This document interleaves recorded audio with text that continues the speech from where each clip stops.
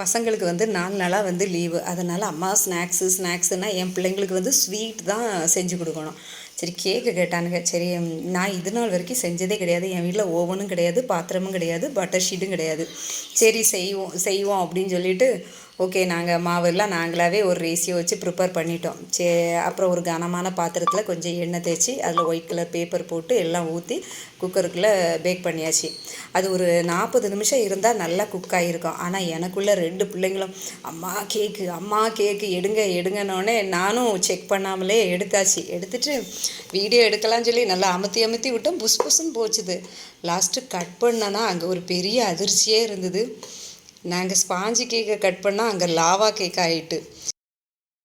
இதுலேருந்து என்ன தெரிஞ்சுதுன்னா, பசங்க வீட்டில் இருக்கும்போது கேக்கு செய்யக்கூடாது, அவங்க ஸ்கூலுக்கு போன பிறகு செய்யணும். ஆனால் அந்த ஓரமாக உள்ளதெல்லாம் வெட்டி சாப்பிட்டோம். அது செம்ம டேஸ்டியாக இருந்தது. இன்னும் ஒரு 10 நிமிஷம் கூட